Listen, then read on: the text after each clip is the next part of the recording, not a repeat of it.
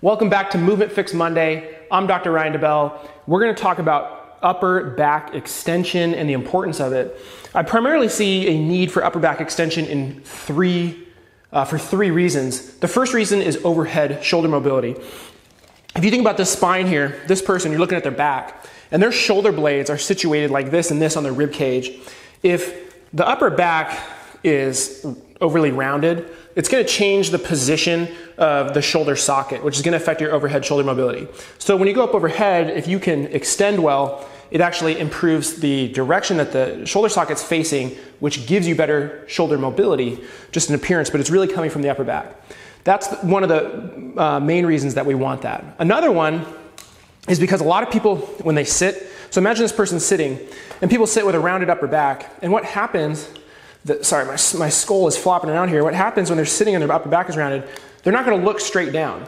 So what they have to do to look up is they have to crank through the middle of their neck right here, and they develop a hinge point, and that is the most common site for disc herniations and degeneration in the neck as well. So if we can get good upper back extension, we can avoid some stress in the neck. The same thing is true for the low back. A lot of people will complain of, oh, I have pain in my low back when I lay down on my back, and it's relieved if my knees are bent, my feet are on the ground. For that person, if their upper back is really rounded like that and they can't extend through the upper back, it's going to crank on their low back so they basically stay on the ground. So if we can change that curve here to be more extended, it takes more stress off the low back in laying down, so you're not stuck like this all night, for example. To address this, we're going to go through 3 steps. Step number 1 is we're going to do some foam rolling to try to mobilize the joints. But there's a specific trick that makes this more effective. So imagine that you're on the foam roller on your back here. And what a lot of people will do is they'll kind of wrap their arms around and roll back and forth. Or they'll kind of sit up and they'll be rounded on here. What I want us to focus on is if you're here like this, so that means this is like your face right here. So imagine your face is looking this way. If you pull your face back, it does this to the upper back. Because functionally, the neck acts down here. So when we look up, we need some contribution from these upper thoracic joints. So if you're laying on the foam roller and you think about pulling your face back rather than just rolling, you're going to get some better global range of motion through there. So what that looks like on a person is if I lay back like this and I go on here, instead of just kind of going like this, if I think about being here and then pulling my face that way, like there's a spot on this part of my chin and it's going to lead the way backwards. Then I go here and I think about doing that. I'm here and I think about doing that. It can really help to mobilize the upper back. So I might do that for 10 reps. Then the second thing I'm going to do is a modified cat-cow or cat-camel. So imagine you're doing a cat-camel and you're going to round everything and then you're going to extend everything. What a lot of people will miss, though, is they'll extend through their upper back and they'll extend through their neck. So that would look like this. That person will go like this at the top of the cat-camel or cat-cow, and they won't get any benefit in the upper back.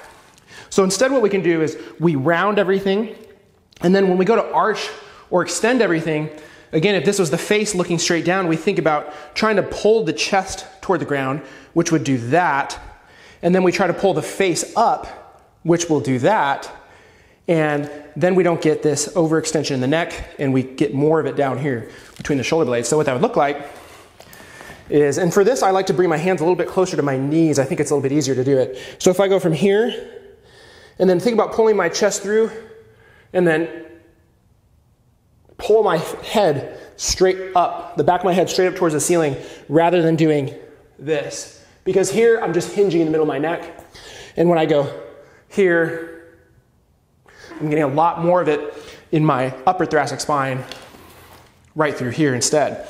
When you're doing that, if you're doing it right, you should feel it between your shoulder blades as a kind of hitting sensation, like you're running out of room. You're probably mobilizing those upper thoracic joints. Now, for the third thing that we're going to do is actually integrating the shoulders with this a little bit. And a lot of people will do the next stretch that I'm going to show you. You know, you can grab onto a PVC, you can grab onto a post, and they'll kind of just go like this, and they'll stick their head through, trying to stretch out their shoulders. I think if you change the stretch a little bit and you try to make it an upper back or upper thoracic extension mobilization rather than a shoulder stretch, it changes everything. For one, if we think again about the spine and the person's attaching their arms here, if they jam their head between their arms, between their shoulders, it just rounds the upper back. So what we want to think about doing here is pulling the upper back, again, toward the ground, pulling the head straight back, and then instead of resting and using the pole to rest our weight on it, we'll actually think about pulling our arms up toward the ceiling. And what that does is it activates some of the shoulder flexors while we're in this thoracic extension pattern, so we can ingrain that in the head so that when you actually go with a barbell, it happens automatically. And so instead of being here, hanging out, head jammed through, now you're flexing your upper back. You're gonna think about pulling your chest through, pull the head straight back, and then you're actually almost gonna lift your arms up.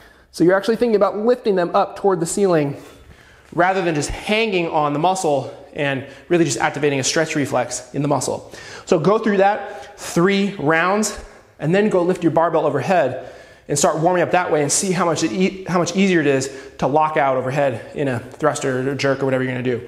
All right, so I'll see you guys next week. If you haven't already, go to the Facebook page, facebook.com/The Movement Fix. Like us there. Subscribe to the YouTube channel for weekly videos every Monday for Movement Fix Monday.